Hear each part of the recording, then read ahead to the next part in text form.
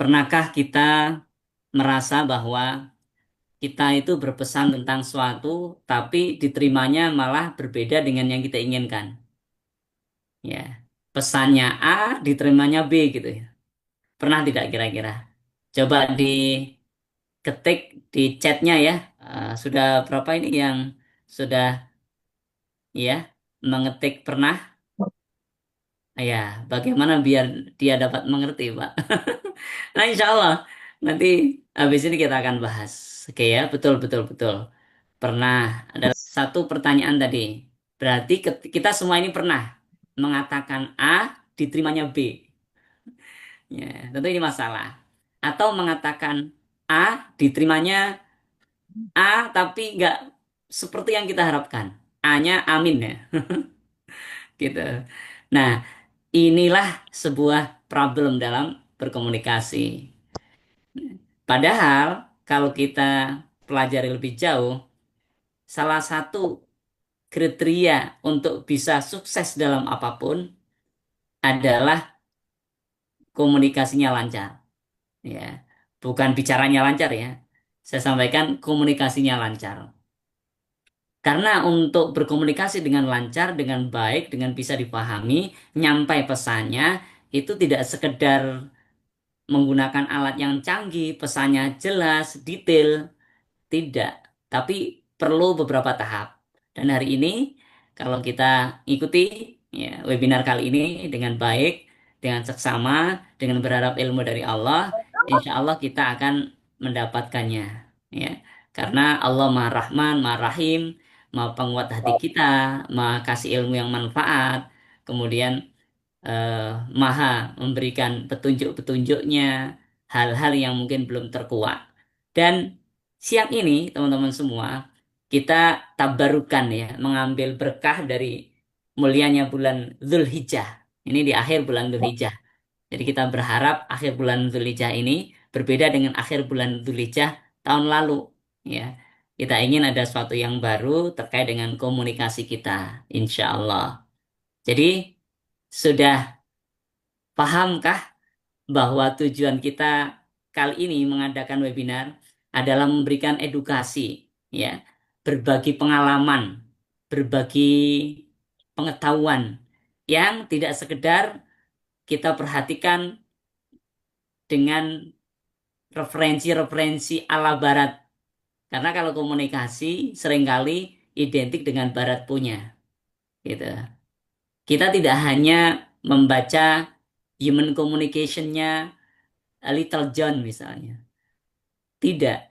Tapi kita juga baca asas kita yang utama yaitu Al-Quran, As-Sunnah, dan sumber-sumber literatur Islam lainnya. Baik dari mufasir, ya, dan dari penjelasan-penjelasan alim ulama.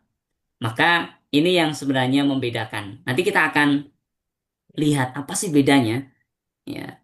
Bukan sekedar konsep, tapi praktek, ya, antara komunikasi versi dalam tanda kutip versi Barat dan versi Islam gitu ya. Ya.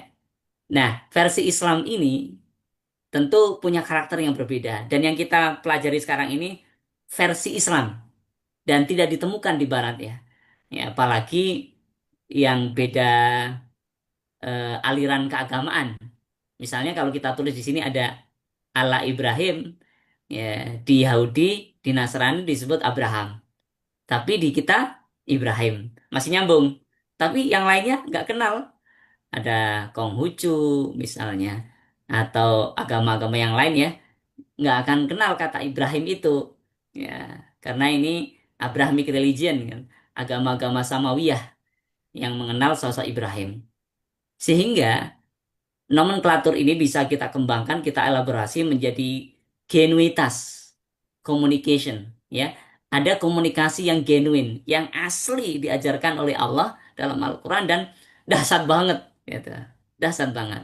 Oke, nah dalam belajar komunikasi, Bapak Ibu teman-teman semua, alhamdulillah ya sudah banyak yang bergabung kita, ya, di Zoom kita ini.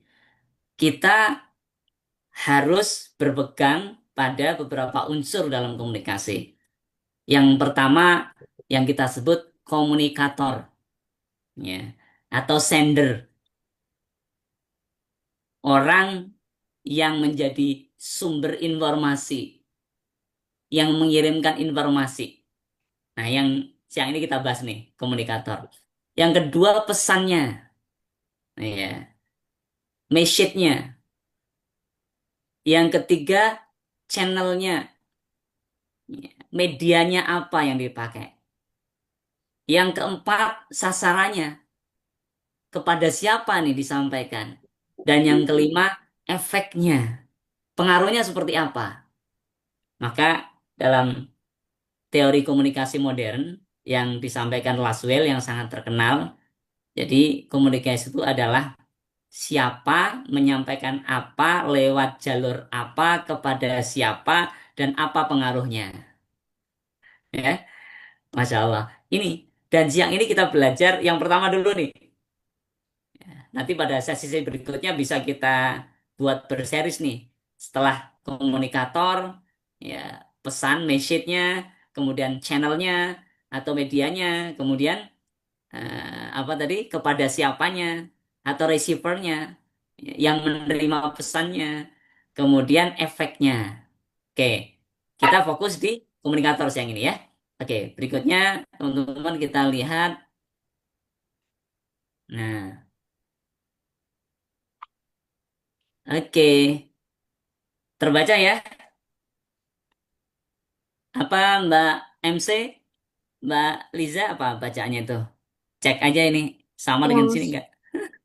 Ilusi komunikasi modern, pesan sudah sangat jelas, media yang digunakan sudah tepat, yaitu dari penyampai ke penerima. Mengapa maklumat tetap tidak dijalankan dan justru menimbulkan kesalahpahaman? Oke, cukup. Terima kasih. Ini tadi yang pertama kita bilang. Dan nanti Bapak Ibu, teman-teman semua bisa mencatat tambahan-tambahannya. Karena ini PPT-nya akan saya bagikan ya. Jadi nggak usah khawatir. Nanti saya bagikan di chat ya. Kalau bisa, ya nanti kita akan elaborasi kembali. Sudah ada pesannya, yang menyampaikan juga sudah. Ya. Tapi kenyataannya pesan itu nggak sampai. Maka disebutkan di sini mengapa maklumat. Ya, maklumat itu pesan, perintah, instruksi itu nggak dijalanin. Bahkan malah salah paham. Ya, diminta ikut webinar, malah kesannya maksa. Misalnya digratisin, malah kesannya ini ada apa nih? Ada niat apa nih? Ada udang di balik apa? Gitu. Nah, dan lain sebagainya. Ya. Ini penyebabnya apa nih? Bagaimana caranya agar pesan itu sampai? Bagaimana caranya agar ilusi komunikasi modern itu tidak menerpa kehidupan kita? Gitu. Sudah tepat medianya, sudah pas pesannya, yang menyampaikan juga sudah bagus, gitu. Tapi masih nggak nyambung juga, nggak nyampe juga. Nah, di dalam tradisi pesantren modern itu seringkali kita dengar sebuah peribahasa ya atau kata-kata mutiara at-tariqatu ahammu minal madah. At-tariqatu manhaj, torikoh atau kalau bahasa kita metode ahammu minal madah. Itu lebih utama daripada materi. Kita mau menyampaikan pesan A, ya. Tapi pesan A yang bagus ini tidak akan bisa sampai kalau metodenya caranya nggak tepat. Makanya disebutkan at-tariqatu ahammu minal madah. Metode atau cara itu lebih utama daripada pesan yang disampaikan. Oke, ada lanjutannya nih. Wal mudarrisu ahammu minat tariqah. Namun al mudarris pengajar karena konteksnya di pesantren ya. Atau kalau kita terjemahkan sebagai komunikator, mursilur risalah. Ya. Wal mudarrisu wal mursilur risalati. Penyampai pesan itu ahammu minat tariqah. Jadi seorang guru, seorang dosen, seorang ayah, seorang ibu, seorang penyampai pesan, seorang pembawa berita, seorang yang menasehati, ya kita ayah ibu menasehati anak-anaknya, misalnya itu keberadaan guru, keberadaan seseorang ini al-mudarrisu atau al-murabbiyu atau al-mursilur risalati Ada apa enggak? Bedanya kayak gitu tahun kemarin apa? kan Ahammu minat tariqah. Itu lebih penting daripada metode yang sudah disiapkan tadi. Ya, saya ulang sedikit ya, biar nyambung nih. Pertama disebutkan bahwa metode itu lebih utama daripada materi. Jadi jangan hanya mentingin materinya, caranya juga dong, metodenya juga dong gitu. Berikutnya apa? Penyampai materi itu lebih utama daripada metode itu sendiri. Metodenya bagus, tapi penyampainya nggak bagus, nggak bisa. Nah, penyampainya udah bagus, tapi kok nggak bisa juga. Ada lanjutannya, ya. Waruhul mudarrisi atau kalau kita terjemahkan pakai sendernya, komunikatornya, wa ruhu mursili risalati gitu ya. Dan rohnya atau jiwanya penyampai pesan ini berarti jiwanya guru, jiwanya pembicara, jiwanya siapa lagi? Ayah, jiwanya ibu, jiwanya dosen, jiwanya ustadz, jiwanya siapapun yang menyampaikan pesan. Jadi bukan hanya guru ya. Kita yang menyampaikan pesan ini, dan kita menyampaikan pesan sesuatu ya kepada orang lain. Jiwa kita itu ahammu minal mudarrisi nafsi. Itu lebih utama daripada sosok dia sebagai guru itu sendiri gitu. Jadi rohnya seorang pembicara itu lebih utama dari pembicara itu sendiri. Nah, itulah bahasan siang kita ini. Ya, rohnya seorang guru, seorang pembicara itu lebih utama dari pembicara itu sendiri, dari komunikator itu sendiri. Yang seperti ini nggak dijumpai di komunikasi barat. Jadi orang-orang barat, jago-jago ahli-ahli komunikasi harus belajar nih ke kita, gitu ya. Bagaimana? Gitu. Untuk bisa pesan itu sampai sebagaimana yang diharapkan, untuk melakukan perubahan-perubahan bukan hanya perubahan kecil, tapi perubahan-perubahan yang besar. Gitu. Oke, jangan sampai ilusi komunikasi modern itu menerpa kita. Bagaimana nih? Kita cek berikutnya. Ada masalah ini. Masalahnya apa? Penyampai atau komunikator, materi, media, penerima, terus efektivitasnya, ya, itu seperti nggak ada. Gara-gara apa? Penyampai. Jadi begitu pentingnya nih seorang komunikator nih, seorang penyampai nih. Makanya kita ambil siapa nih contoh penyampai yang baik. Di bulan Dzulhijjah ini yang sering dibahas ya Ibrahim. Kalau kita kaji dalam Al-Quran, nanti akan kita temukan bagaimana formulanya ini, gitu ya. Oke, jadi akar masalahnya apa? Ada pada komunikatornya, ada penyampainya. Jadi Bapak Ibu, teman-teman semua, kalau kita menyampaikan pesan nggak nyampe, bisa jadi pesan kita udah baik, caranya udah baik, ya. Kemudian medianya udah benar, efek yang diinginkan sudah tepat, tapi nggak nyampe juga. Ada masalah. Apa? Kita yang bermasalah. Gitu. Komunikator nih bermasalah. Gitu. Padahal kalau dicek, recheck, sebagai komunikator, kita udah mengatakan dengan baik, dengan sopan, dengan santun. Tapi kok masih belum nyampe juga pesannya gitu. Apa masalahnya? Masalahnya di mana? Kejiwaannya, ruhnya. Ya, dan inilah siang ini lagi-lagi kita ingatkan ini adalah akar masalah yang tidak terdeteksi oleh ilmu komunikasi versi barat. Oke ya, kita lanjutkan. Nah, materi penting, tapi bukan utama. Metode ya, itu lebih penting daripada materi yang tadi kita bahas, lebih utama daripada materi. Tapi keberadaan guru itu lebih utama. Dan yang lebih utama lagi adalah ruhnya seorang komunikator.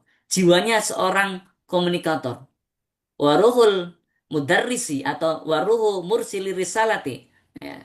Ahamu minal mudarrisi nafsihi. Jiwanya seorang penyampai pesan itu lebih utama. Nah ini, jadi di dalam Islam berbicara bukan sekedar apa yang bisa dilihat, tapi apa yang tidak bisa dilihat tapi bisa dirasakan. Apa itu jiwa? Ruh. Nah, oke ya, kita lanjutkan. Ini. Nah, kemudian kita temukan ada namanya pilar, ya, sorry, 3 pilar menjadi komunikator penggerak. Kenapa penggerak? Karena di judulnya itu kita sebutkan, ya, komunikator penggerak adalah orang yang bisa menggerakkan, yang bisa menggerakkan orang untuk berubah. Dan ini dicontohkan oleh Nabiullah Ibrahim sebagai komunikator yang handal, sebagai komunikator penggerak, bukan hanya pandai berkata-kata, tapi dia memang mampu menggerakkan. Contoh nih, kalau pandai berkata-kata ya, kata-katanya tertata, rapi, bagus, indah, memukau, tapi nggak menggerakkan orang gitu. Dengar suaranya, dengar bacaannya, terharu, meneteskan air mata, tapi setelah itu menguap, lenyap, nggak ada bekas. Ya, Masya Allah, malah yang muncul informasi-informasi negatif tentang dia misalnya. Tapi ada sebagian yang kata-katanya nggak lancar-lancar banget. Kadang-kadang terlihat kesalahan dalam berucap. Tapi kenapa ya? Kok pesannya membekas banget gitu? Fisiknya nggak sempurna, tapi kenapa ya? Pesannya kok membekas banget gitu, nyampe menggerakkan kita untuk berubah. Nah, yang demikian itu karena dia mencontoh pilar yang dicontohkan oleh Nabiullah Ibrahim alaihissalam. Allah sampaikan inna Ibrahim halimun awahum munib. Ini yang kita sekarang harus kembangkan ya, teman-teman, terutama yang muslim ya. Jadi Al-Quran itu bukan sekedar untuk bacaan, untuk hafalan, tapi esensi semua semua dari tujuan Allah menurunkan Al-Quran adalah sebagai hudal lil mutakin, sebagai petunjuk untuk orang-orang yang bertakwa, untuk pedoman, untuk guidance, termasuk dalam komunikasi, dalam berbagai macam aspek kehidupan. Nah, siang ini tentang komunikasi yang kita bahas. Oke ya, apa itu pilar? 3 pilar menjadi komunikator penggerak. Yang pertama, Allah sampaikan la halimun. Halim. Tulisannya memang halim ya. Tapi bacanya halim. La halimun atau halim. Halim. Inilah Nabiullah Ibrahim. Sifatnya, karakternya, kondisi ruhiyahnya, jiwanya. Halim. Yang berikutnya Allah. Ya, Allah. Yang terakhir munib. Jadi kalau kita singkat HAM atau HAM. Halimun, awahun, munibun. Gitu ya. Nah, ini Masya Allah luar biasa. Ini inilah sosok seorang komunikator dahsyat, komunikator penggerak seperti Ibrahim tuh di sini nih. Digambarkan Allah dalam surat Hud ayat 75 ini. Nah, kita akan elaborasi ini, kemudian kita formulakan, kita jelaskan, kita rumuskan menjadi langkah-langkah yang taktis ya, yang taktis yang kita bisa praktekkan gitu. Nah, kelemahan kita berhenti di sini aja, tidak mau mengelaborasi gitu ya. Coba kita lihat berikutnya. Ya, kalau kita bilang halim, halimun, kita coba. Jadi halimun itu pada segitiga retorika profetik. Jadi profetik itu adalah yang bersifat kenabian, ya, yang diberi petunjuk wahyu. Sehingga setiap kata profetik maknanya yang paling dekat adalah unsur kewahyuan. Nah, dalam retorika, ya retorika itu bagian ya dari komunikasi ya. Jadi retorika itu ilmunya lebih tua daripada komunikasi, tapi untuk memahaminya sekarang malah dimasukkan bagian daripada komunikasi. Oke, dalam segitiga retorika profetik ini yang kita sebut ini, ya, Halim itu kalau terjemahan letterleknya penyantun, ya, penyantun. Tapi kalau kita lihat yang lebih dari itu, ini Allah mengajarkan seorang Halim adalah seorang yang punya kredibilitas, seorang pembicara, seorang guru, seorang dosen, ya, seorang ayah, seorang ibu, seorang penyampai berita, itu dia harus punya kredibilitas. Sehingga orang-orang yang punya kredibilitas, atau kita, kalau dalam ilmu retorika namanya etos, ya, punya ilmunya, itu akan membawakan segala sesuatu dengan tenang, berdasarkan realita, ya. Kemudian dan ujungnya akan mendapatkan otoritas yang alami. Jadi tidak dari awal langsung membahas tentang konsep-konsep yang macam-macam menyusahkan orang berpikir ya. Tetapi dari awal sudah kecerdasannya terlihat gitu. Karena dia punya kredibilitas.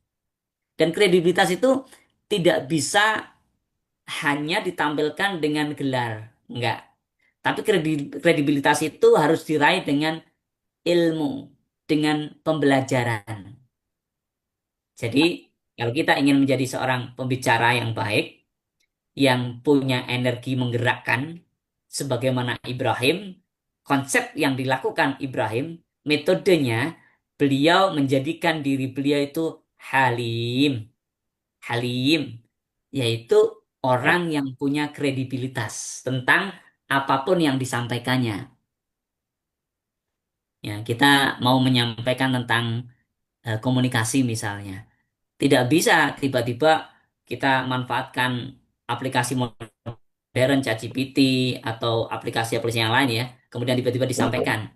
Bisa sih bisa, tapi tentu tidak akan mendapatkan otoritas alami karena perlu waktu, perlu penggalian, perlu elaborasi, ya, perlu pendakian keilmuan yang serius, yang sungguh-sungguh. Nah, pun juga begitu ketika kita ingin menasihati anak yang menyampaikan ke murid-murid kita tentang suatu hal, jadikan diri kita halim seperti Ibrahim alaihissalam. Caranya bagaimana? Ya, caranya tentu memperbanyak literasi, harus banyak membaca. Iqra, kita mau menyampaikan tentang program kerja, misal nih, gitu. Nah, kita cari dulu, apalagi sekarang teknologinya udah canggih. Ya, kecepatan mencari data sekarang, masya Allah, secepat gerakan jari kita. Nah, baca dulu tuh bagaimana tentang program kerja pendidikan atau program kerja sosial, program kerja apa. Searching dulu, cari dulu, halimkan dulu diri kita. Ya, dengan cara memperbanyak literasi. Itu yang dilakukan oleh Ibrahim alaihissalam. Coba pengembaraannya luar biasa untuk menjadikan beliau halim. Nah, karena banyak literasinya, maka beliau punya kemampuan untuk menyampaikan suatu hal dengan santun yang berbasiskan realita, menghasilkan otoritas yang alami. Jadi bukan mengawang-awang, langsung beliau memang ada di bumi, bukan di langit gitu. Jadi retorika profetik ini, komunikasi ya profetik atau kenabian, seorang retorik atau seorang retor, seorang komunikator, seorang sender kayak kita, pembicara atau tadi kita contohkan ibu bicara pada anaknya, bicara pada tetangganya, bicara pada temannya bergaul, bicara pada siapa saja. Berarti dia sebagai sender, sebagai komunikator. Ayah bicara di tempat kerjanya, ya, atau suami bicara pada istrinya, bicara pada anaknya, atau anak bicara pada ayahnya, atau siapapun yang berbicara, itu dia adalah seorang komunikator yang menyampaikan pesan. Masya Allah. Maka kalau kita ngikuti Ibrahim alaihissalam, kita harus halim. Yang kedua, kita harus awahun. Kalau kita harokatin lengkap ya. Awahun. Dalam ilmu retorika, kita bisa padankan dengan apa yang disebut oleh Aristoteles sebagai patos. Ya, patos. Dia bukan sekedar empati loh. Yang ditulis itu empati ya. Dia bukan sekedar simpati loh, tapi dia peduli. Ya, bukan sekedar empati, simpati, bahkan peduli. Sepeduli mana ini Ibrahim sebagai seorang komunikator? Sejauh mana kepeduliannya?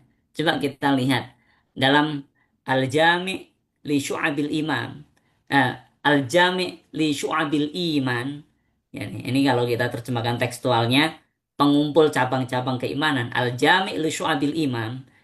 Al-Jami' li Syu'abil Iman, karya Imam Baihaqi. Ya, beliau mengumpulkan ada 77 cabang-cabang keimanan itu. Dari yang pertama sampai yang terakhir. Nah, di antara cabang-cabang keimanan itu, beliau menyebutkan salah satu cabang iman yang dilekatkan dengan seorang sosok Ibrahim sebagai Khalilullah, sebagai kekasih Allah. Apa itu? Yaitu memberi makan orang lain. Awah, ya. Jadi awahun itu bukan sekedar patos. Kalau patos hanya bagaimana mengendalikan emosi dirinya, menjaga emosi para pendengarnya, menjaga stabilitas ya kejiwaan orang-orang yang hadir atau audiennya. Bukan hanya itu. Di dalam Islam, Allah itu more than patos, lebih dari sekedar patos, karena dia langsung peduli ya menjaga kejiwaan itu, menjaga eh, emosi, mengendalikan emosi itu bukan sekedar dengan kata-kata, tapi dengan awahun. Bagaimana? Menurut Imam Baihaqi dalam Al-Jami' li Su'abil Iman tadi adalah memberi makan orang lain. Nah, memberi makan orang lain. Rasulullah bertanya dalam kitab tersebut, bertanya kepada Jibril, wahai Jibril, mengapa Nabi Ibrahim itu dikenal sebagai Khalilullah? Maka Jibril menjawab, karena beliau itu yang pertama suka memberi makan orang lain. Yang kedua, suka mensyiarkan salam, ya, mempubliskan salam. Ketemu orang, Assalamualaikum, Assalamualaikum, Assalamualaikum, misalnya. Yang ketiga, suka sholat malam di mana banyak orang lain tidur. Masya Allah. Ini awahnya Ibrahim alaihissalam. Jadi, kalau kita ingin menjadi komunikator yang menggerakkan, ternyata prakteknya harus sering-sering traktir teman kita, harus sering-sering traktir makan orang ya, tidak tentu tidak memaksakan diri ya, semampu kita, teman-teman kita pun tahu kita kemampuannya seberapa, tapi kecintaan kita pada dia itu bukan sekedar lewat lisan, tapi juga mampu menjadi menjadikan pemberian makan atau makanan kecil, makanan ringan atau apapun yang bersifat fisik, makanan kita korbankan untuk dia, kita berikan untuk dia. Itu dasar banget. Itu nggak ada di konsep Barat. Ya, di Barat komunikasi ansih ya udah ngomong aja nyampe ya udah begitu ya. Tapi dalam konsep Islam, seorang komunikator yang baik dia harus sering-sering bawa makanan lah Mas. Dan sekarang dicontohkan ibu-ibu ya, coba ibu-ibu tuh kalau lagi ngaji atau lagi majelis taklim itu kan sering bawa bawa Lagi makanan nih, betul ya. ah, Oke. banyak bulu nih. Nah, ternyata orang yang sering membawa makanan atau sering memberikan makan pada orang, baik itu temennya yang ekonominya mapan atau yang tidak, nggak ada keterangan di situ harus orang miskin yang diberi, nggak, siapapun. Ya, siapapun ya, terlebih lagi orang yang nggak mampu ya, ini ya makan ya, bukan bicaranya bukan sembako, bukan kebutuhan yang lain tapi makan Ya, Ini makan, betul. kebetulan yang langsung berinteraksi kepada fisik seorang hamba Allah. Ya. Sesuatu yang jika dimakan, beroperasi, menghasilkan energi, kemudian energinya itu akan mensupport seorang ini untuk beribadah pada Allah. Masya Allah. Komunikator semacam Ibrahim ya, memiliki awahun. Segitiga retorika profetiknya Ibrahim ini awahun. Bukan hanya empati, simpati, tapi peduli. Masya Allah. Jadi sejak saat ini mungkin ya bagi teman-teman Bapak Ibu semua yang sudah praktek ini teruskan. Itu ajaran Rasulullah. Muhammad Shallallahu Alaihi Wasallam itu ajaran Nabi Ibrahim sebagai pendahulunya. Ya, Abul Anbiya sebagai Khalilullah. Maka dalam doa pagi kita sering dengar ya asbahna ala fitratil Islam wa kalimatil ikhlas wa ala dini nabiyina Muhammadin sallallahu alaihi wasallam wa ala millati abina Ibrahim hanifa wa makana minal musyrikin misalnya. Nah, itu doa yang diajarkan Nabi. Jadi ad-dinnya Nabi Muhammad, al-millahnya Oh, Nabi Ibrahim. Dalam tafsir dijelaskan al-millah itu lebih pada sebuah uswah teologi, keyakinan iman, keyakinan iman tentang kul huwallahu ahad itu al-milah. Ya, sedangkan ad-din lebih pada syariat, fikihnya. Salat di zaman Nabi Ibrahim beda dengan salat di zaman Nabi Muhammad. Tapi yang disembah sama. Allah As-Samad, Allah tempat kita meminta. Karena tiap nabi dan rasul diberikan syariat yang berbeda. Dinnya berbeda, tapi milahnya sama, gitu ya. Begitulah kurang lebihnya. Cuma dalam praktek sehari-hari seringkali disamakan antara ad-din dan al-milah. Oke, lanjut. Teman-teman Bapak Ibu yang berbahagia, kita lanjutkan dengan yang ketiga ini. Pilar yang ketiga dari retorika profetiknya Ibrahim sebagai suatu sikap, suatu kepribadian seorang pembicara atau seorang komunikator yang mampu menggerakkan, memiliki energi penggerak, yaitu apa? Munibun. Yang pertama halimun, yang kedua awahun, yang ketiga munibun. Arti teksnya, tekstualnya, munib itu orang yang kembali kepada Allah. Munibun. Nah, kenapa kok kita jadikan sebagai pilar ketiga di sini? Mengapa kita ambil munibun itu sebagai sesuatu yang penting dan kita anggap bisa menggerakkan? Karena kita punya logika ilahiyah. Kita punya keimanan yang berbeda dengan logika barat. Ya. Maka dalam Islam, logika Islam itu apa?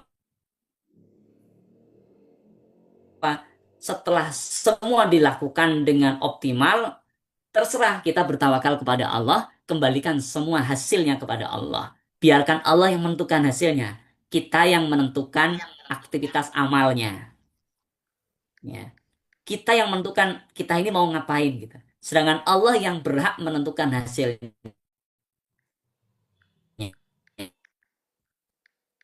Ya. Sikap, karakter, jiwa, ruhnya Ibrahim, ruh yang munibun, yang selalu kembali kepada Allah. Jadi Ibrahim bukan komunikator yang ateis, tapi komunikator yang munib, yang selalu kembali kepada Allah, menggantungkan usahanya kepada Allah. Ya, hasil usahanya kepada Allah. Usahanya optimal dilakukan. Beliau halim, beliau awah. Tapi persoalan orang ikut atau tidak, percaya atau tidak, serahkan kepada Allah. Dan berharap kepada Allah. Lewat apa? Bapak Ibu, teman-teman semua. Lewat doa. Ya, lewat doa. Makanya munib itu nggak ditemukan di komunikasi barat yang basisnya kebanyakan adalah ateis yang tidak menerima Tuhan. Ya, persoalannya hanya nyampe atau tidak kepentingannya untuk apa. Tapi munib itu berbasiskan ketauhidan, berbasiskan keyakinan bahwa Allah lah yang mampu menggerakkan, maka kita minta ya Allah gerakkan. Dan semua perlu proses waktu. Disinilah munib, ya. Dan orientasi mutlak yang diinginkan oleh seorang munib adalah ridho Allah. Ya. Ridho Allah menyehatkan logika dan menjernihkan niat komunikasi. Apa bedanya? Orang yang munib, seorang komunikator yang munib, pembicara yang munib, ayah yang munib, ibu yang munib, dosen yang munib, guru yang munib, teman yang munib, seorang yang munib, siapapun kita sebagai seorang komunikator, maka kita hanya berharap dari Allah. Bukan untuk popularitas, bukan untuk mendapatkan atribut dari manusia. Makanya sering kita ingatkan ke teman-teman mahasiswa, teman-teman yang kuliah jangan untuk ijazah niatnya, rugi banget.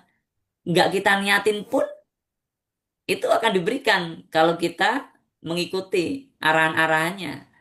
Ya, jadi kita niatnya untuk menuntut ilmu mendapatkan ridho Allah. Yang lain ngikutin. Gitu. Ya, biasanya itu ya kita ingatkan. Begitu juga apapun. Kalau kita niatkan, itu kalau bahasa niat di sini beda dengan bahasa niat dalam fikih ya teman-teman ya. Bapak-Ibu semua. Kalau dalam fikih, niat itu ma'al amal. Innamal amalu biniyat. Nah, kalau sesuatu yang akan dikerjakan baru namanya azam. Itu dalam ilmu fikih ya. Tapi dalam kehidupan kita sehari-hari niat disamakan dengan azam. Aku niat tuh mau ikut Zoom nih besok siang gitu. Kemarin itu ngomongnya. Berarti, oh kamu niat ya bener-bener ya? Iya. Nah, jarang sekali yang menyampaikan, aku berazam nih besok mau ikut webinar. Jarang sekali. Karena itu tadi sudah masuk ke dalam ranah konteks makna bahasa Indonesia. Oke ya, kita lanjutkan.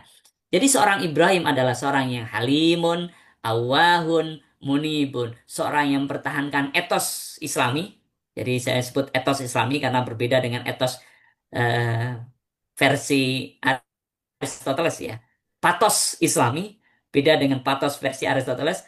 Logos Islami beda dengan logos versi Aristoteles. Jadi teman-teman yang dirahmati Allah, Bapak Ibu semua yang berbahagia. Tiga pilar utama yang disebutkan tadi ada pada diri Ibrahim alaihissalam. Coba kita lihat tambahan penjelasannya di sini. Seorang yang halim, dia pasti akan penyantun. Tidak terburu-buru, tidak gerusa-gerusu. Dia punya literasinya. Dia punya bekal-bekal untuk pesan yang akan disampaikannya itu.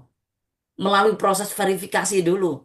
Check and recheck dulu. Perhatikan dulu. Kira-kira kalau aku sampaikan begini menyinggung perasaan orang atau tidak. Itu halim. Ya. Sifatnya tenang, terkalibrasi, menciptakan kredibilitas, ya, audiensi secara otomatis memberikan rasa hormat, perhatian kepada komunikator yang memiliki stabilitas emosi dan kejernihan data. Jadi data yang disampaikan dan sembarang. Nah, itu kadang-kadang di zaman modern sekarang ini kita ya kadang-kadang begitu. Ada info langsung dibagikan, ada info langsung dibagikan. Belum tentu kejelasannya seperti apa. Nah, seorang yang halim akan meminimalisir itu. Ya, kita perhatikan dulu, cek and dicek dulu dan sebagainya. Oke ya, itu halim. Berikutnya penjelasannya ada eh, halim itu prakteknya. Bagaimana tadi prakteknya menjadi seorang halim? Agar kita halim seperti Ibrahim, maka prakteknya never stop learning. Tadi ya, never ought to learn atau never stop learning. Ya. Tolabul ilmi faridotun ala kulli muslimin wa muslimah misalnya. Atau tolabul ilmi minal mahdi ilal lahdi. Kalau tadi kan kewajiban untuk ilmu laki perempuan yang muslim. Nah, ini tolabul ilmi minal mahdi ilal lahdi. Menuntut ilmu itu dari ayunan hingga liang lahat. Never never stop learning atau never ought to learn. Tidak ada batas usia. Itu untuk menjadi halim. Ya, eksekusinya nih, prakteknya. Jadi strategi pilar yang pertama halim itu Bapak Ibu, teman-teman semua harus menjadi pembelajar sejati. Nggak harus kuliah formal loh, tapi ngikuti ayat pertama yang diturunkan Allah, Iqra, bacalah.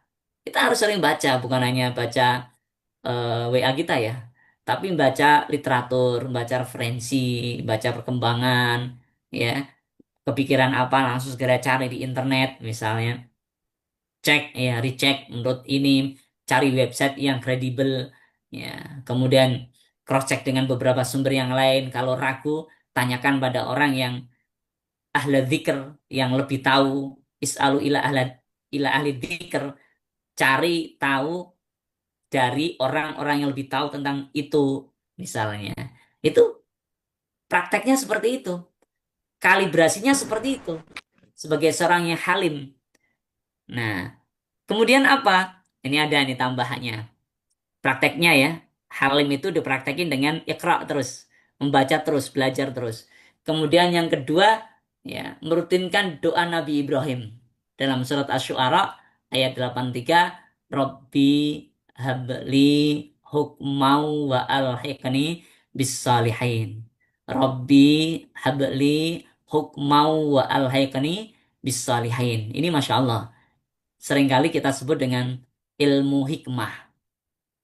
Di kampus saya kasih nama doa penembus langit. Nah, sehingga kalau kita amalkan rutin doa ini, kita seakan dibimbing oleh Allah menghadapi semua takdirnya atas kehidupan kita, keluarga kita, bangsa dan negara kita, ya.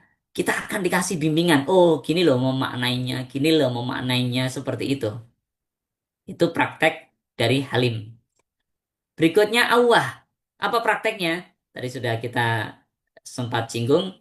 Prakteknya yang paling gampang, jangan pelit-pelit. Harus suka berbagi makanan. Ya, jadi pertama yang disebut makanan ya, bukan barang ya. Makanan, karena makanan itu langsung bisa dioperasikan dalam diri manusia menjadi energi. Ya. Awahun. Nah, akar daripada empati ini atau patos yang kita sebut dalam neurotika, pesan yang keras sekalipun akan diterima jika audien merasa bahwa komunikator itu tersebut benar-benar peduli pada nasib mereka, bukan sekedar memberi instruksi. Ini ya kerjainnya, gitu.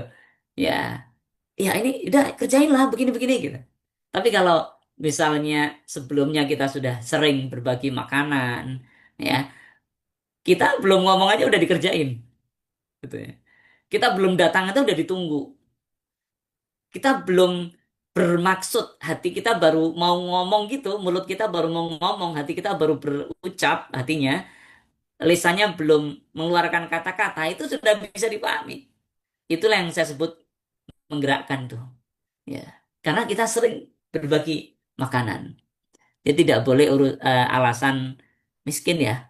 Ya, karena berbagi makanan tidak harus makanan yang mahal. Ya, di sini esensinya ini yang lebih penting. Bagian dari rasa sayang kita pada sesama. Ya. Berikutnya eksekusinya bagaimana? Awahun tadi. Eksekusinya adalah memberikan makanan atau berbagi makanan. Ya. Bahkan dalam sebuah riwayat, beliau itu hampir tidak pernah makan sendirian. Nabi Ibrahim itu selalu bersama orang lain. Ini seorang awah, seorang komunikator yang dahsyat. Sampai sekarang sebagai Abul Anbiya, beliau kita kenal bagaimana sosok Ibrahim sebagai anak, sebagai ayah, sebagai suami, ya, sebagai seorang nabi, itu terekam bagus dalam Al-Quran dan bisa untuk pedoman kita karena disebutkan qad kanat lakum uswatun hasanatun fi Ibrahim walladzina ma'ah. Jadi di dalam diri Ibrahim ini ada uswah hasanah dan orang-orang bersama beliau juga luar biasa. Oke ya. Jadi prakteknya awal adalah berbagi makanan. Untuk apa itu? Manfaatnya ya, bukan tujuannya ya, manfaatnya. Kalau tujuannya untuk ridha Allah, munib. Jadi tujuannya tadi ya hanya untuk Allah, ya, untuk mengikuti perintah Allah, menyayangi sesama. Tapi apa efeknya? efeknya itu melunakkan hati audien sebelum pesan disampaikan. Ya. Coba aja kalau misalkan kita kurang percaya ya, kalau lagi ada rezeki misalnya, kita punya murid ya, atau punya anak, atau punya teman ya, kita sering-sering berbagi makanan misalnya. Kemudian itu akan lebih cair situasi, lebih cair, lebih lunak hatinya. Dan ini yang tidak ada di ilmu komunikasi barat. Berikutnya munib ya. Munib artinya selalu mengembalikan urusan kepada Allah, selalu menjadikan Allah sebagai As-Samad, tempat meminta. Jadi tadi sempat kita singgung, pertanyaan utamanya bukanlah apakah ini menguntungkan bagiku atau apakah ya, aku akan populer dengan cara ini, dengan cara buat webinar-webinar ini ingin populer. Naudzubillah ya. Dengan cara membuat seminar-seminar itu ingin dapat rupiah pundi-pundi banyak. Nah, nah dalam munibun nggak boleh itu. Ya, tapi melainkan apakah Allah ridho, gitu ya. Jadi pertanyaannya apakah Allah ridho? Alhamdulillah kita didukung LKPNI ya, memberikan pelatihan-pelatihan yang pure, ya, yang tanpa biaya dapat sertifikat lagi. Ya, tentu dengan berbagai macam keterbatasan niat kita, apakah Allah ridho gitu. Kita ingin dapat ridhonya Allah. Bisa jadi dari sini gratis semuanya. Tidak ada sedikit pun rupiah yang keluar dari Bapak Ibu teman-teman semua. Tidak. Tapi Allah tidak tidur. Allah Maha Kaya. Allah akan balas dari arah yang lain. Dan yang lebih penting dari itu semua adalah mangkana yuridu hartal akhirah nazid lahu fi harsi. Wa mangkana yuridu hartad dunya nu'ti minha wa malau fil akhirati min nasib. Siapa yang menginginkan balasan akhirat, Allah akan tambah. Tapi siapa yang menginginkan balasan dunia, Allah akan kasih. Tapi apa? Tidak ada sedikit pun balasan baginya di akhirat. Kalau hanya ingin dunia. Naudzubillah. Ya, naudzubillah. Maka Bapak Ibu, teman-teman semua, ini ya, munib. Jadi munib ini terus tajdid dunia. Caranya, prakteknya dengan tajdid dunia. Memperbaruinya terus. Kita perbarui terus. Kita perbarui terus. Ya, misalkan kita menyampaikan pesan beda ke orang, jangan niatnya hanya biar dia ngikutin kita, bukan. Biar kita dapat ridhonya Allah menyampaikan kebaikan. Kita serahkan semua hasilnya kepada Allah. Yang penting halimnya kita terus, awahnya kita usahakan optimal, munibnya kita totalitas serahkan kepada Allah. Oke, kita lihat berikutnya bagaimana eksekusinya, prakteknya. Ya, semoga nanti bisa kita akan rumuskan ya. Prakteknya ini seperti apa Munib nih? Bapak Ibu, teman-teman semua, ya prakteknya adalah mendoakan sebelum berbicara. Mendoakan sebelum kita menyampaikan sesuatu. Ya. Gunakan hati untuk berkomunikasi kepada Allah sebelum menemui manusia. Doakan target audien, keluarga, bawahan, umat, murid, teman sejawat, guru, dosen, pembantu, atasan, pejabat, atau siapapun. Sebelum kita memberikan instruksi bagi seorang atasan, sebelum kita menyampaikan keluhan bagi seorang bawahan, sebelum kita menyampaikan pesan bagi teman sejawat, atau sebelum kita berbicara sesuatu kepada orang lain, maka perhatikan, doakan sebelum kita berbicara. Siapa yang kita doakan? Audien itu kita doakan. Di mana mendoakannya? Di dalam hati, nggak boleh di lisan. Kok nggak boleh sih? Nah, gimana kita mendoakan dia yang belum apa-apa udah kita doain. Ya semoga ini, ya dia pasti akan curiga ini apa nih? Malah salah sangka. Karena letaknya ini di hati ini, munib. Kepasrahan ini di dalam hati. Maka kita doakan. Di dalam hati pula. eh, Kata Nabi mamin abdin muslimin yada'u li akhi bi dhahril ghaib illa qalal malaku walaka bimitlin. Ya, tidak ada seorang hamba mukmin yang mendoakan orang lain tanpa sepengetahuan orang lain tersebut, kecuali seorang malaikat mengatakan, walaka bimithlin, engkau juga dapat bagian yang sama. Itu efek, bukan tujuan. Tujuannya apa? Ridho Allah. Ridho Allah itu apa? Ridho Allah itu ya ikhlas karena Allah itu ridho Allah. Ya, jadi udah terserah Allah deh untuk apa. Ingin kita balasan di akhirat, bukan di dunia. Ada nih dalam aliran tasawuf disebutkan orang yang ikhlasnya itu hanya untuk Allah, nggak mau surga, nggak mau neraka, apa, nggak takut neraka, itu dianggap levelnya tinggi gitu.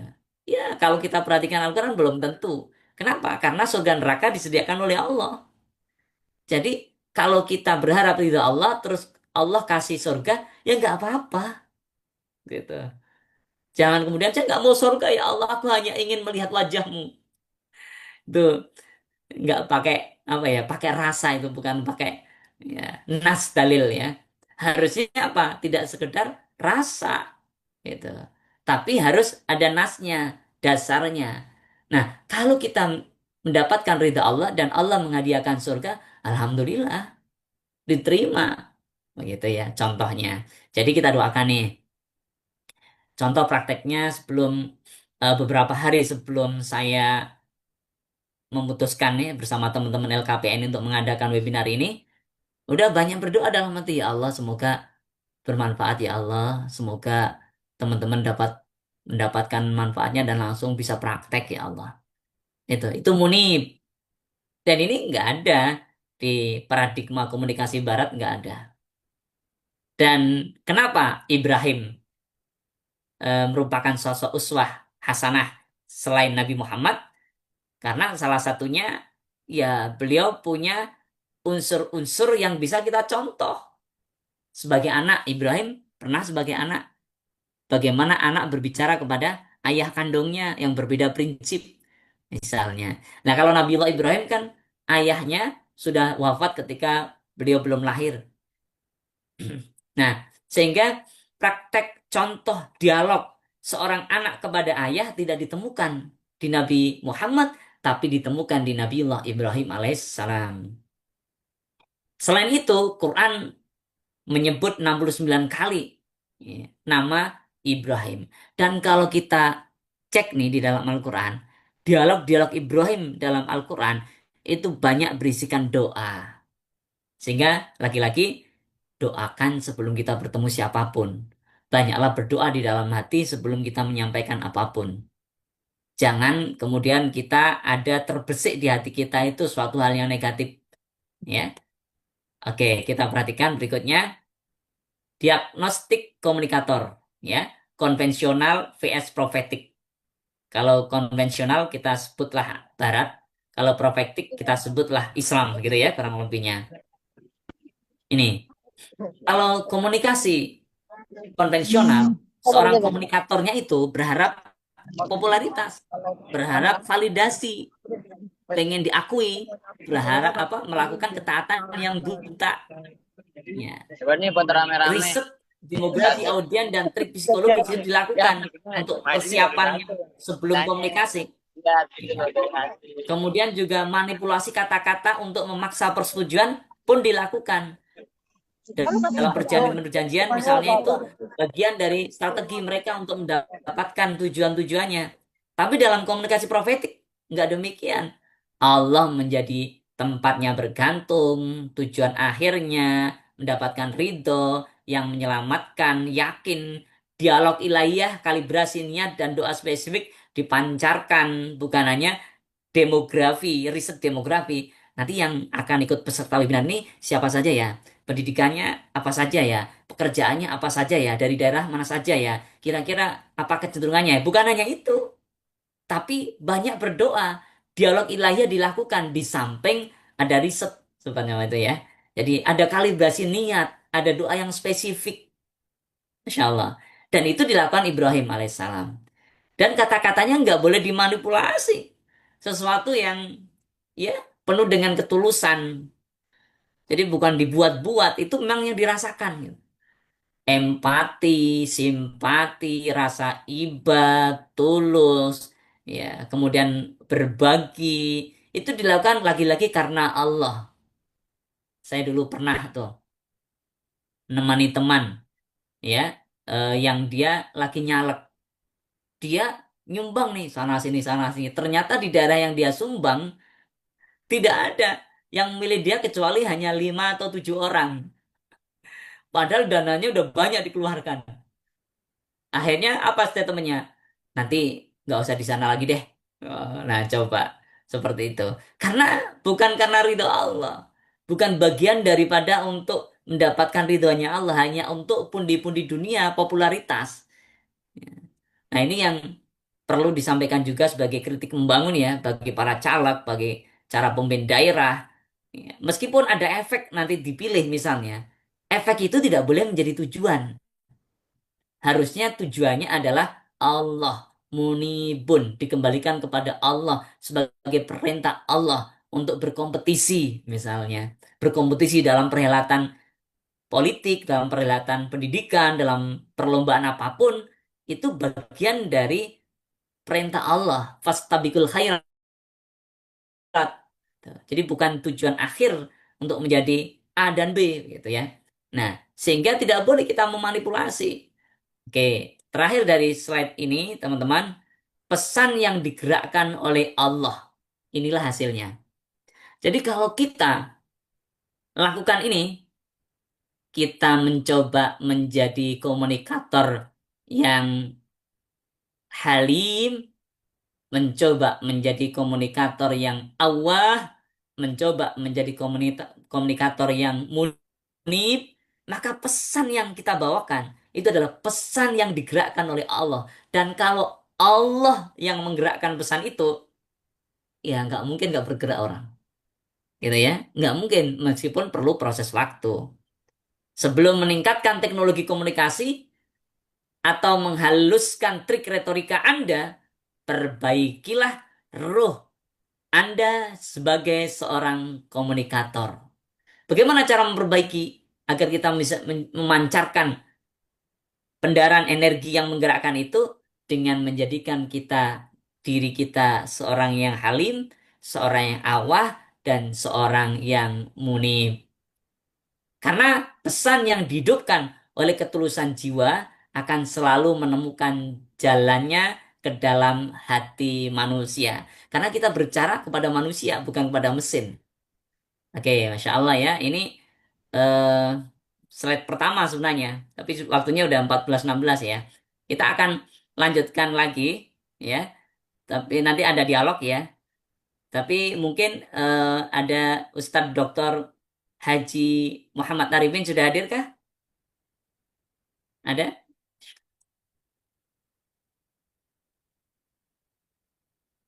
Sudah hadir? Pak Teddy, apakah beliau sudah hadir?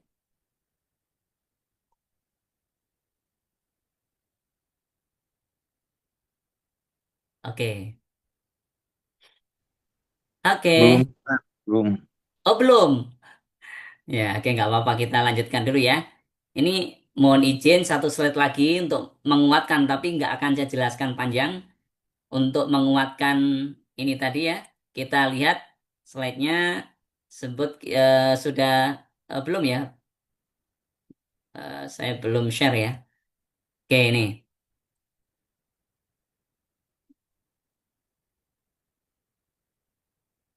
Oke, sudah tampak? Sudah, Bapak. Oke, alhamdulillah.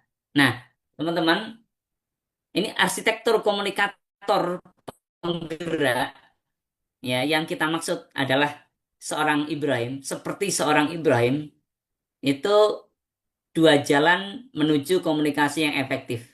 Ya, seperti gambaran di sini, keduanya sama-sama menginginkan komunikasi yang efektif, mampu mengubah audien, namun landasan filosofis tujuan akhir dan ukurannya berbeda.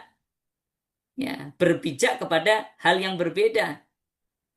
Oke, pengaruh sejati bukan hanya tentang apa yang diucapkan, tetapi dari mana ucapan itu berasal dan kemana ia bermuara. Itu kita sebagai seorang komunikator ya. Tapi kalau kita sebagai seorang receiver, seorang penerima, itu ada sebuah nasihat yang bijak saya kira Ungdur maqala wala tangdur man qala. Lihatlah apa yang disampaikan, jangan melihat siapa yang menyampaikan. Itu kita sebagai receiver agar kita mendapatkan pesan itu gitu. Tapi kalau kita sebagai komunikator tidak boleh di situ. Sebagai komunikator apa tadi? Ruhul mudarris atau waruhu mursili risalati ahamu minal mursili risalati nafsihi. Itu ya. Jadi ruhnya kita sebagai seorang komunikator itu lebih utama daripada fisik kita sebagai seorang komunikator. Kita lihat ini perbandingannya komunikasi barat dan komunikasi Islam. Mulai dari landasan, tujuan, ukuran keberhasilan, orientasinya udah berbeda. Paradigma barat ya ilmu mempengaruhi perilaku. Ya, paradigma barat ya. Ilmu mempengaruhi perilaku dan seterusnya ya. Kita nanti saya bagikan lah ya. Kemudian anatominya seperti ini. Ya, kalau dalam paradigma Islam apa? Tanggung jawab spiritual yang akan mempengaruhi perilaku itu. Ya, tanggung jawab spiritual yang akan menggerakkan orang. Komunikasi Islam tidak menolak keterampilan teknis. Pakai media yang canggih, medsosnya bagus, ya. Kameranya ada 8, sisi kanan, kiri, atas, bawah, depan, belakang, ya. Mengerahkan tim yang banyak, gitu ya. Teknisnya bagus. Tidak ditolak yang begitu, tetapi menolak menjadikan sebagai tujuan akhir. Dalam Islam, pengaruh bukan sekedar menaklukkan pikiran audien, melainkan sebuah amanah moral. Keberhasilannya diukur bukan hanya dari respon manusia, tetapi dari keselarasan pesan dengan kehendak Allah. Ini bedanya ya.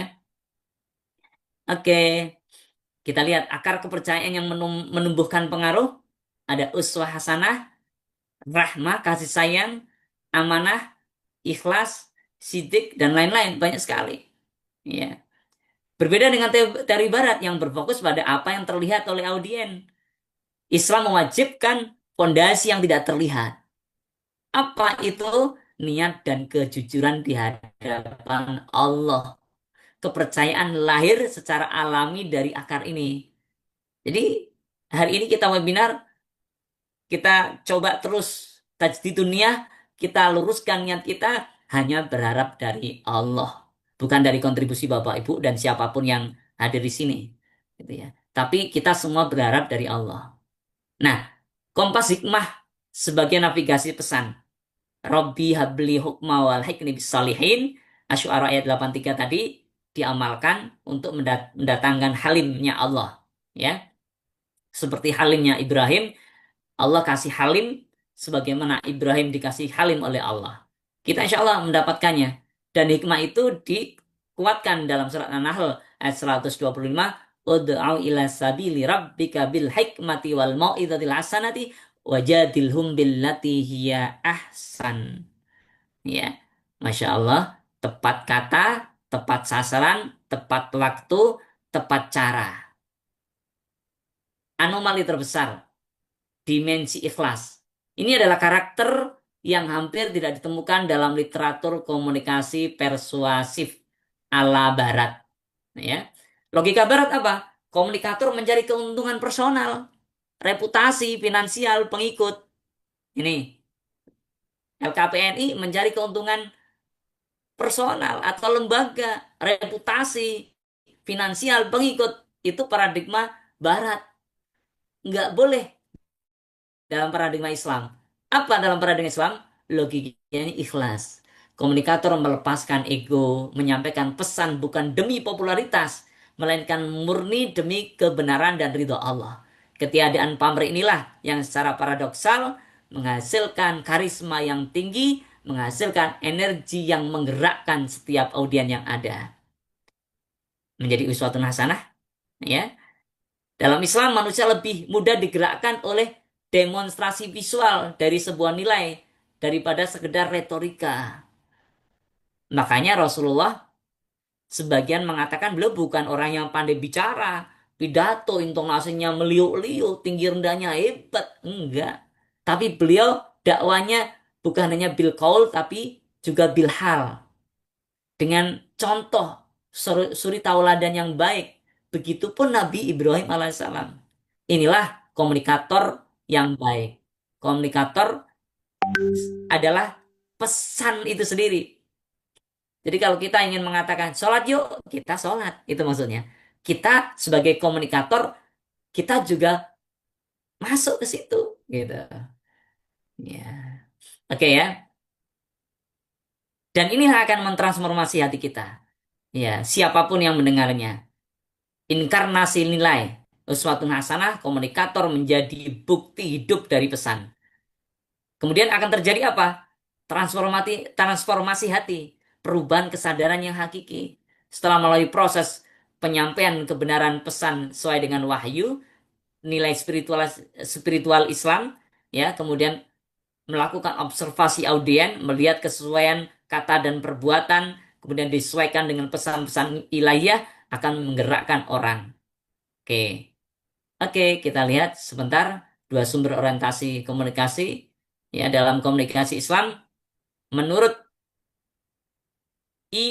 equilibrium efektif di ranah manusia bertanggung jawab secara vertikal. Dan ini. Nah, komunikasi barat beda, beroperasi eksklusif di sumber horizontal.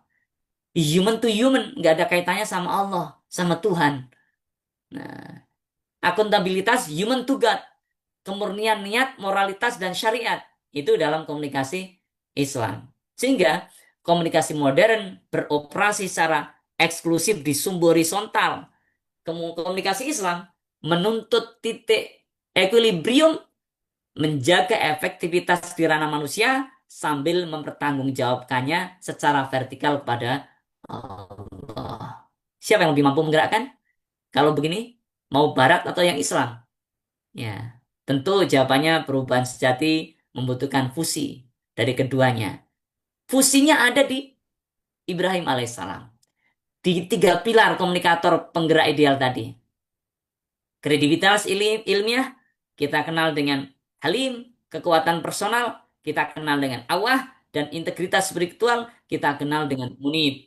Inilah orientasi kebenaran dan kemanusiaan. Menghilangkan satu pilar akan meruntuhkan pilar yang lain. Jadi inilah esensi seorang komunikator dalam Islam itu. Melampaui teknik menuju keteladanan.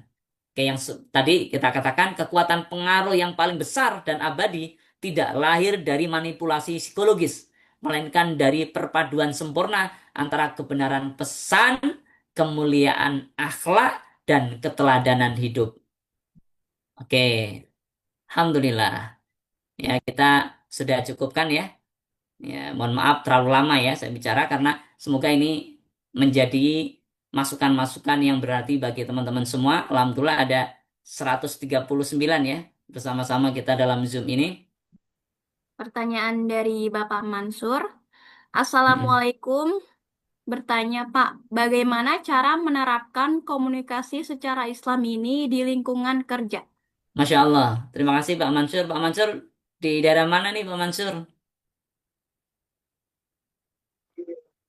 Sawangan, Pak. Oh Sawangan, Depok ya. Iya, Pak. Masya Allah, Barakallah Fik. Bagaimana caranya? Caranya kalau di lingkungan kerja ya, mau berangkat nih, mau berangkat dari rumah ke tempat kerja. Ingat-ingat tuh, ingat-ingat atau eh, Ya. bayangkan Mhm. kita mau bertemu siapa di tempat kerja itu biasanya. Atau Mhm. tempat kerja itu pimpinannya siapa. Mhm. Atau yang sehari-hari kita temui siapa. Nah, Ya. ketika sebelum berangkat nih, atau ketika berangkat, kemudian doakan mereka dengan doa-doa kebaikan di dalam hati nih. Makanya dalam 8 Habits to Achieve Your Communication, saya pernah sampaikan ya, ada webinar-webinar yang sebelumnya, ada 8 habit kebiasaan untuk meraih komunikasi sukses. Itu salah satu. Yang pertama adalah mencintai sebelum bertemu. Jadi ini, Oke. mencintai sebelum bertemu. Di tempat kerja, ada yang nyebelin, ada yang baik, ada yang nggak baik. Itu hak mereka untuk menjadi seperti itu. Ya. Ya. Tapi kegiatan kita, kewajiban kita adalah mendoakan kebaikan untuk mereka, untuk mencintai semua mereka. Ya. Jadi cinta kita, perhatian kita bukan pada orang yang berbuat baik saja pada kita, Hmm. tapi pada orang yang kasak kusuk di luar, yang sering ngomongin, yang sering mungkin tanda kutip negatif pada kita, nggak masalah. Itu Hmm. bukan urusan kita. Urusan kita mencintai mereka. Karena mereka ciptaan Allah. Hmm. Ini ya. Ingat, karena mereka ciptaan Allah. Hmm. Kita tidak mungkin mendapatkan cintanya Allah kalau kita membenci ciptaannya Allah. Ya. Ya. Makanya Nabi Muhammad mengatakan, la yu'minu ahadukum hatta yuhibba li akhihi ma yuhibbu li nafsi. Nggak dianggap ya, beriman salah seorang di antara kalian sebelum mencintai orang lain seperti mencintai sesuatu dalam diri mereka sendiri atau sesuatu yang mereka cintai sendiri. Atau dalam terjemahan bebasnya tidak dianggap beriman seorang sebelum mencintai orang lain seperti mencintai dirinya sendiri. Oh gitu Pak. Ya. Gitu ya. Jadi pertama Ya. kita cintai dulu Pak Mansur. Jadi kalau berangkat tempat kerja, cintai dulu semuanya. Kemudian doakan kebaikan semuanya. Kalau perlu sebut namanya satu persatu. Nggak usah di mulut, di hati kita. Kemudian Ya. doakan. Misal Pak Mansur ada atasannya namanya Ahmad. Hmm. Ya Allah, Pak Ahmad, ya Allah, buka pintu hatinya, ya Allah, agar semakin sayang pada anak buahnya, ya, jaga kesehatannya, biar dia semakin dapat bekerja dengan baik, menjadi pimpinan kami yang baik, ya, gitu, didoakan itu. Syukur kalau kemudian kita baca surat Al-Fatihah, karena ada sebuah nas bahwa Al-Fatihah itu bisa untuk berbagai macam tujuan. Kita bacakan Fatihah. Kalau bahasa orang awamnya kita kirimin Fatihah. Ya. Tapi istilahnya bukan kirim-kirim ya, bukan kirim-mengirim ya. Tapi kita membaca Al-Fatihah kemudian berdoa untuk kebaikan orang yang kita maksud. Hmm. Ya, Ya. ya. Kalau mau satu persatu malah luar biasa. Ya. Kalau general secara umum aja ya Allah, semua yang akan kutemui di tempat kerja semoga semuanya baik, semuanya sehat, sikapnya baik pada saya. Ya, boleh begitu. Atau satu-satu, boleh. Gitu. Itu caranya agar kemampuan kita berkomunikasi di tempat kerja itu terus baik. Oh, ya. Inilah cara menerapkan komunikasi Islam.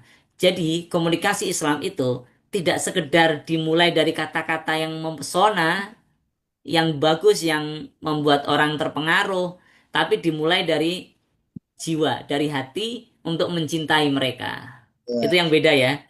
Jadi kita mencintai mereka, kemudian kita mendoakan mereka, kemudian kita sebelum menyampaikan sesuatu kita belajar dulu, jangan-jangan sesuatu yang saya maksud ini salah misalnya. Kita cek and recheck dulu, disampaikan dengan cara yang baik, memperhatikan adab, jangan sampai menyinggung karena dia adalah makhluknya Allah, gitu ya. Itulah cara menerapkan komunikasi Islam di tempat kerja, insya Allah.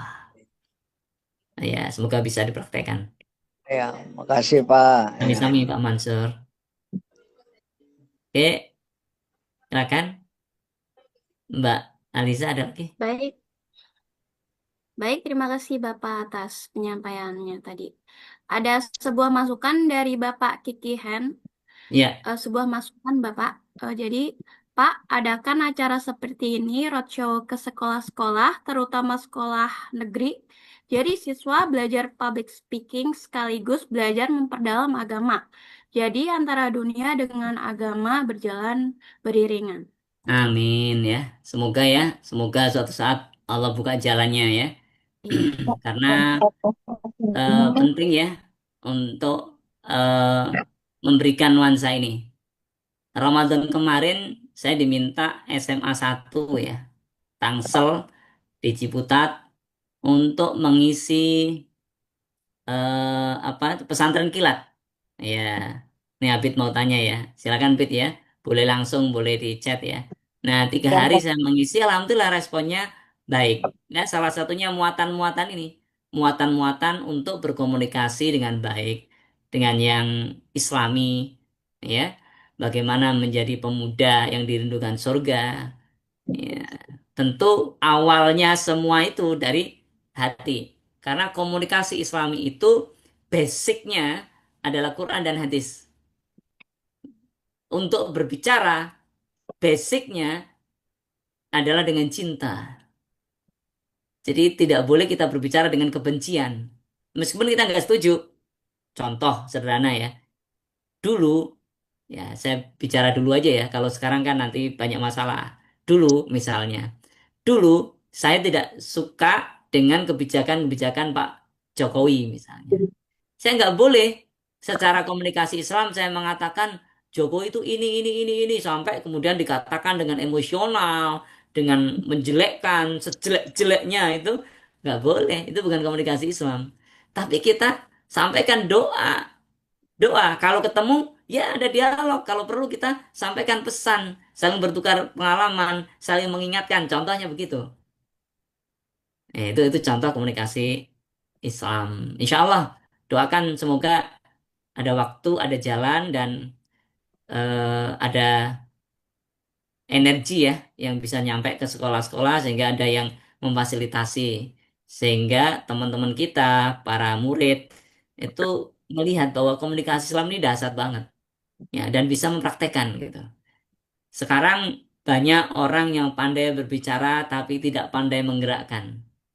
Ya, tentu mendatangkan kebaikan ya. Kalau menggerakkan keburukan ya banyak banget. Nggak diajak pun ikut kadang-kadang. Tapi kalau kebaikan Mana lu?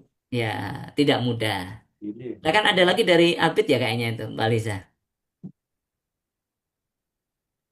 Baik, ada yang bertanya dari Bapak Miftahul Abid Rashid. Mm-mm. Mau bertanya dalam perspektif komunikasi Islam, apakah kredibilitas komunikator lebih ditentukan oleh kemampuan retorika atau oleh akhlak dan keteladanan? Bagus, pertanyaannya bagus sekali.